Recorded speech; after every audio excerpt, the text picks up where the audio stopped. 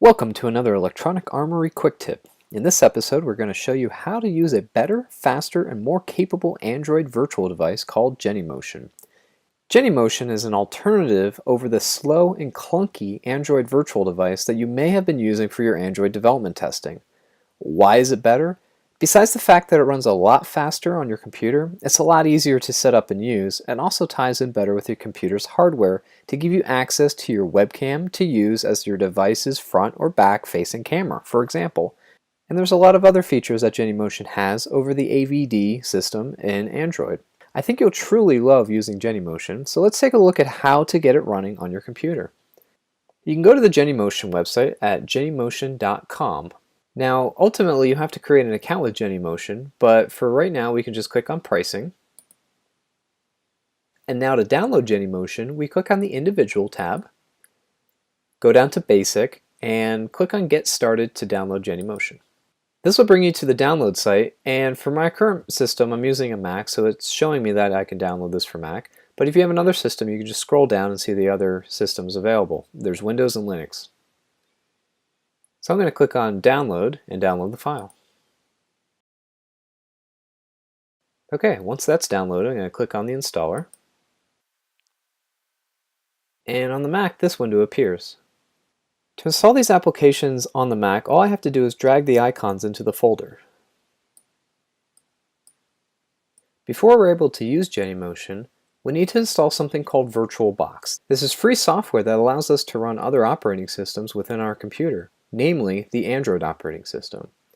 So to download VirtualBox and install it, we go to virtualbox.org. I already have that tab open, so let me switch to it. Here you can see a list of different versions of VirtualBox to install for your particular operating system. Just pick the operating system that you're running, download that, follow the instructions, and install it. All you need to do is just launch VirtualBox one time so everything installs completely, and then you can close it and then open GenyMotion. So once you have GenyMotion installed, navigate to where your operating system installed it and open it up. Now that we launched GenyMotion, GenyMotion is telling us that this is restricted to personal use only.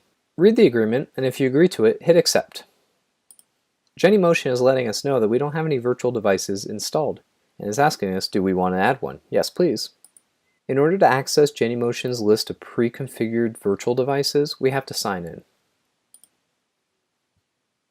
GenyMotion now gives us all the different versions of virtual devices that we can just install right here. So let's scroll down and see what we have.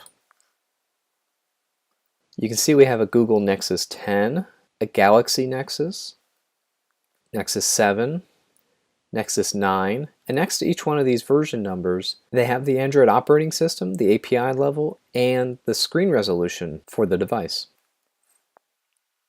So there's quite a list here. I'm just going to scroll up to the middle, and I'm just going to choose a Google Nexus 7 with the latest operating system. It looks like the latest they have is Android version 5.1 or API level 22. So click on that, hit next, and I'm just going to keep the default name here. You can look at the different specs that this device has. Now in testing, you want to use the latest, but also you want to use older devices as well.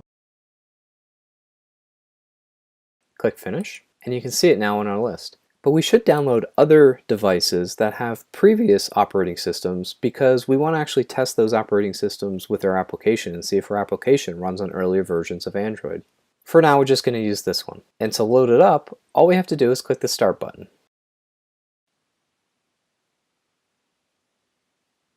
Now that was super fast. If you're used to the AVDs that Android comes with, you may be sitting there for a while that loads up, and that was really quick. So this is GenyMotion, and for the most part it looks very similar to the AVDs that we're used to. However, you might notice on the right hand side we have all these buttons. Going through the list, the top one here is the battery indicator, and if we click on that we can turn on the battery indicator and set different levels of our battery. If your application uses the API to figure out the battery levels, you can test this by using this setting. I'm going to turn it off for now. The next really useful feature is the GPS. Now clicking on GPS, I can turn that on and I can manually set a latitude and a longitude, an altitude, how accurate the GPS is, and the bearing that the user is pointing the phone. Right now it's pointing due north at 0 degrees. However, if I don't know what latitude or longitude I want to put in, because really those numbers don't mean anything to me, I can click on this map button here. By default, this is going to put me in the center of Iceland, and if we zoom out on this, you can see You can see that we're in Iceland. We can drag this around, we can click on the map to set the point differently, or we can type in the top here a city that you're interested in. And once it finds it, you can narrow the search down by zooming in and setting your point manually. So let's click somewhere here, and showing you both windows, you can see that the GPS coordinates change when I click on the map. So this is a really great way of defining GPS points in your application. And as you click on this, your application will get updates of the GPS location. Okay, so where this is good enough, I'm going to close these windows. The next thing I'm interested in is the webcam. By clicking on this webcam, I can turn it on. And you can see that GenyMotion gives us a dummy webcam for the front-facing camera and a dummy webcam for the back-facing camera. By clicking preview, I can see what these look like. Clicking on the front checkbox simply shows me the GenyMotion icon bouncing around the screen. I can set this to my computer's webcam by dropping one of these down and selecting webcam 0. And going down the list here, we can increase the volume, decrease the volume, rotate the device, and I'm going to rotate that back. Initially, the Android operating system will show you a welcome screen, so let's go ahead and close that. And let's explore the device a little bit. Let's click on our Applications button, and we can see all the applications that we have in our device. We want to go up to Settings, and we want to enable the development options on our Android device.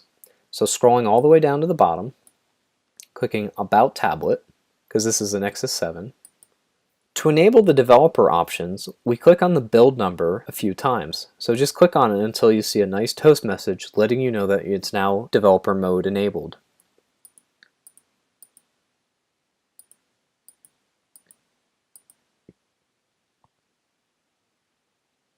So we got the toast message that we're now a developer. That took 7 clicks. Let's hit the back button.